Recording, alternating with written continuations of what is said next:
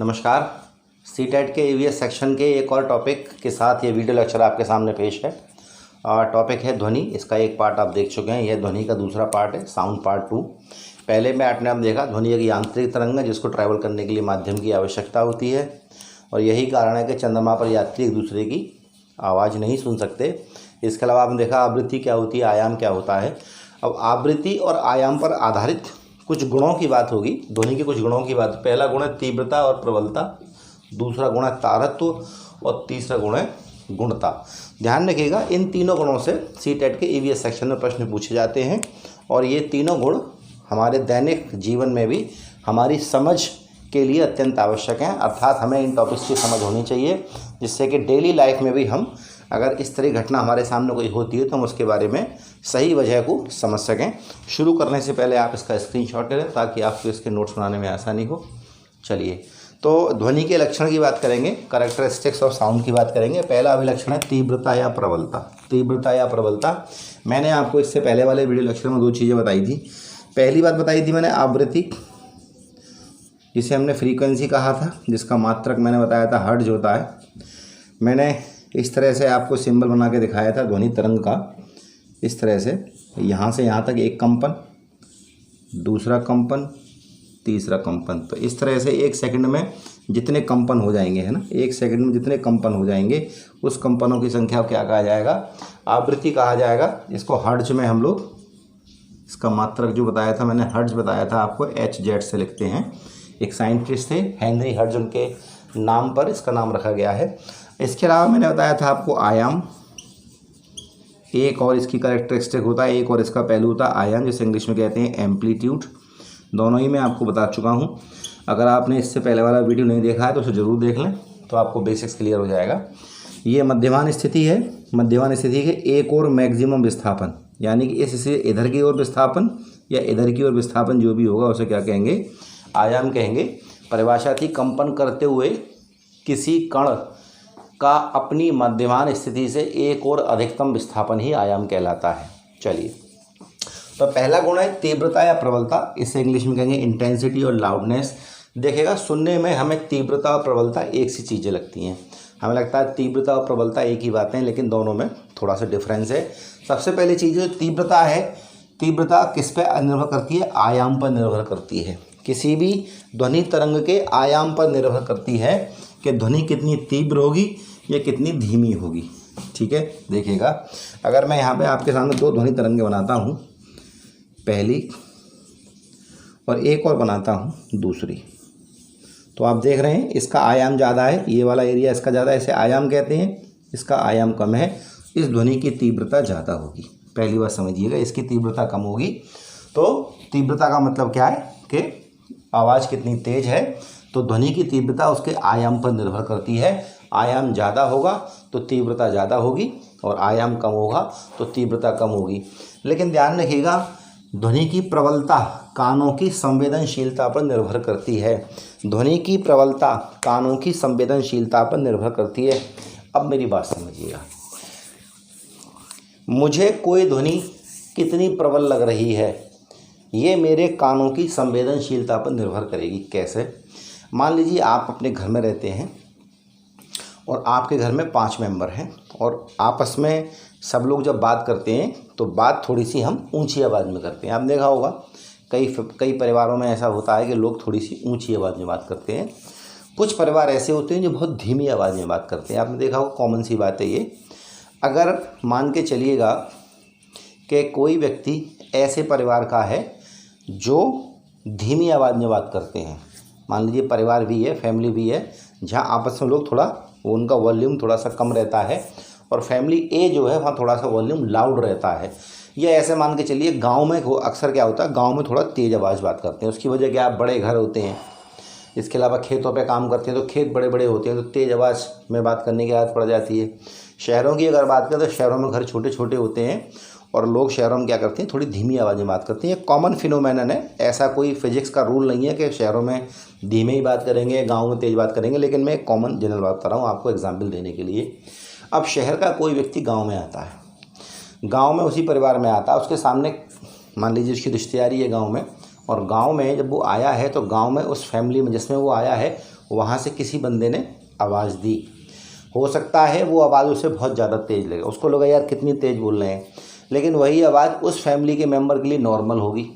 गांव की फैमिली के जितने भी मेंबर हैं उन मेंबर्स के लिए वो जो आवाज़ है उनके घर के किसी मेंबर की वो उन्हें नॉर्मल है, लेकिन वही आवाज़ जो शहर से आया है रिश्तेदार उनका उसके लिए वो तेज़ है। वो तो कहता है यार बहुत तेज़ बात करते हो। उसकी वजह क्या है कि गांव के लोगों के कानों की सेंसिटिविटी यानी कि संवेदनशीलता और शहर का जो व्यक्ति है उसके कानों की सेंसिटिविटी अर्थात संवेदनशीलता में अंतर है कि सेम वॉइस है, सेम वॉल्यूम है, उसकी सेम आवाज़ है, लेकिन शहर वाले बंदों को बहुत तेज़ लगेगी, यार बहुत तेज़ बोलता है ये।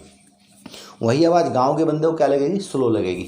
इसका मतलब क्या है कि एक ही ध्वनि थी, एक ही तीव्रता की थी, लेकिन दोनों अलग अलग व्यक्तियों ने उसको अलग बताया। शहर के बंदे ने कहा ये बहुत प्रबल है, बहुत तेज़ बोल रहा है ये। गांव वाले ने कहा नहीं नॉर्मल है, मेरे हिसाब से ओके है, क्योंकि दोनों के कानों की सेंसिटिविटी क्या है, अलग अलग है। तो आशा करता हूँ आप समझ गए होंगे कि तीव्रता तो आयाम पर निर्भर करती है।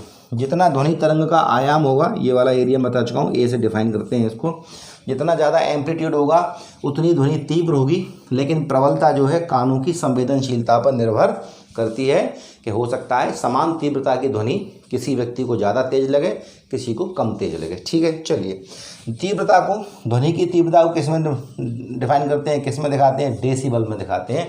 देखिएगा अगर टेक्निकल टर्म की बात करें तो ध्वनि एक ऊर्जा है और ऊर्जा जितने क्षेत्रफल पर पड़ती है उसको हम बैल कहते हैं, वाट पर मीटर स्क्वायर इसका फॉर्मूला होता है और इसको बैल कहा जाता है। बैल के 10वें भाग को डेसिबल कहा जाता है। आप इसमें मत जाइए, सीटेट के ईवीएस के हिसाब से आपको सिर्फ इतना याद रखना है, तीव्रता को डेसिबल में मापा जाता है। और जो स्टूडेंट इस समय सीटेट के साथ साथ अन्य परीक्षाओं की तैयारी कर रहे हैं, कोर फिजिक्स में मैं उन्हें बहुत बारीकी से पढ़ाऊँगा। यहाँ समझिएगा ध्वनि की तीव्रता को डेसिबल में मापा जाता है। अब कुछ सामान्य ध्वनियों की डेसिबल दे रखा है कि ये ध्वनि ऐसी बातचीत है तो कितना डेसिबल होगा। तो सामान्य बातचीत अगर हो रही है तो कितनी ध्वनि होगी उसमें, 30 से 40 डेसिबल की। अगर दो लोग आपस में बात कर रहे हैं, नॉर्मली बात कर रहे हैं, तो उनकी ध्वनि की तीव्रता कितनी होगी, 30 से 40 डेसिबल। अगर जोर से बातचीत कर रहे हैं तो 50 से 60 डेसिबल की भी तीव्रता होगी। व्यस्त यातायात, मान लीजिए आप किसी चौराहे पर या किसी ऐसी जगह पे हैं जहाँ बहुत ज़्यादा ट्रैफिक है, तो वहाँ क्या होगा, ध्वनि की तीव्रता 70 डेसिबल के आसपास होगी। अकरणीय ध्वनि का मतलब है ऐसी ध्वनि जो कानों को नुकसान पहुंचाए, कानों को तकलीफ दे या सुनी ना जाए, है ना, परेशानी में डाल दे आपको। 80 डेसिबल से अगर अधिक ध्वनि की तीव्रता है तो इस ध्वनि को अकरणीय ध्वनि की श्रेणी में रखा जाता है। तो ध्वनि की तीव्रता आप समझ गए, तीव्रता का संबंध आयाम से होता है और प्रबलता कानों की संवेदनशीलता पर निर्भर करता है। कौन कौन सी ध्वनि की क्या क्या डेसिबल होगा ये आपको समझ में आ गया। ध्वनि की तीव्रता को डेसिबल में मापा जाता है। अगला है तारत्व। इंग्लिश में कहते हैं पिच। तारत्व को इंग्लिश में पिच कहा जाता है, ठीक है ना, PITCH कहा जाता है। अगला गुण है तारत्व, दैट इज कॉल्ड पिच। अब देखिएगा आपके घर के बाहर कोई महिला आवाज़ दे रही है या कोई पुरुष आवाज़ दे रहा है तो आप समझ जाते हैं महिला है या पुरुष है, चाहे दोनों का आयाम कैसा हो, एक सा हो, यानी कि दोनों की तीव्रता भले ही एक सी हो सकता है पुरुष भी 60 डेसिबल की आवाज़ में चिल्ला रहा हो और महिला भी 60 डेसिबल की आवाज़ में चिल्ला रही हो, लेकिन आप बता देंगे ये पुरुष की आवाज़ है, महिला की आवाज़ है या ये किसी बच्चे की आवाज़ है, क्योंकि उसकी वजह क्या है, तारत्व, है ना। तारत्व ध्वनि का वह गुण है, तारत्व ध्वनि का वह गुण है जो ध्वनि को मोटा या पतला करता है। तारत्व ध्वनि का वह गुण है जो ध्वनि को पतला या मोटा करता है। तारत्व निर्भर करता है आवृत्ति पर। तारत्व निर्भर किस पर करता है, आवृत्ति पर, फ्रीक्वेंसी में आपको बता चुका हूँ, 1 सेकंड में कंपनों की संख्या को आवृत्ति कहते हैं।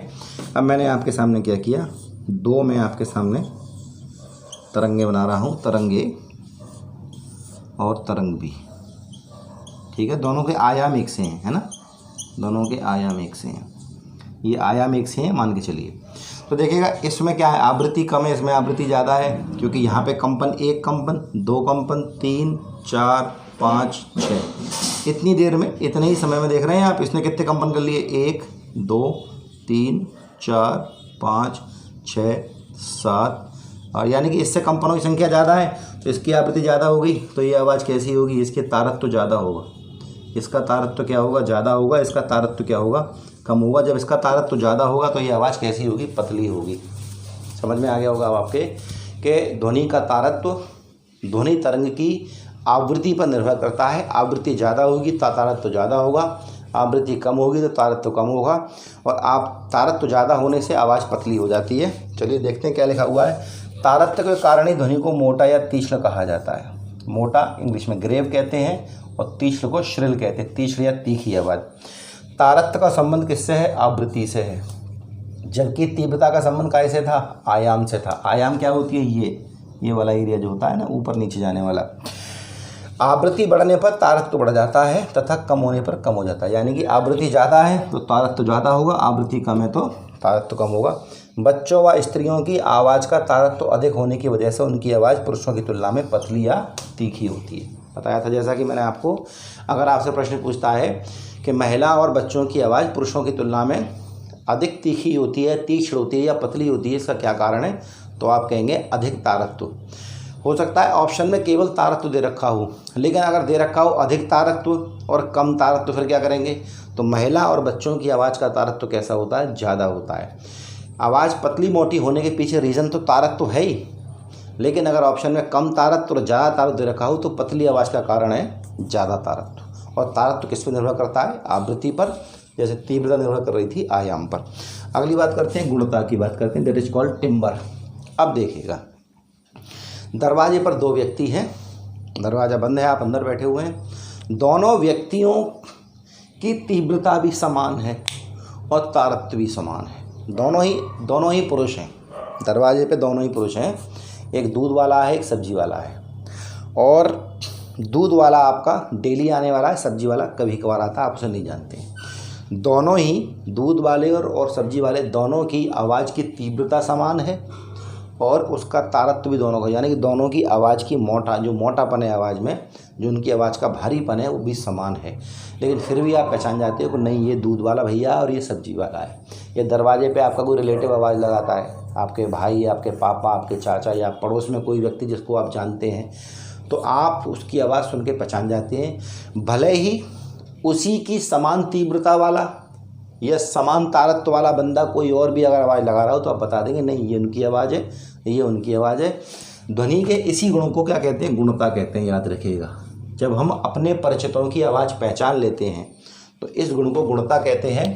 ध्वनि का वह अभिलक्षण जो समान तीव्रता, ध्वनि का वह अभिलक्षण जो समान तीव्रता और तारत्व, यानी कि अभी तक क्या हो रहा था कि तीव्रता अलग पड़ रहे थे कि तीव्रता की वजह से क्या होगा? आयाम बढ़ जाएगा, तीव्रता बढ़ जाएगी, आवृत्ति बढ़ जाएगी तो आवाज़ पतली हो जाएगी क्योंकि तारत्व बढ़ जाएगा।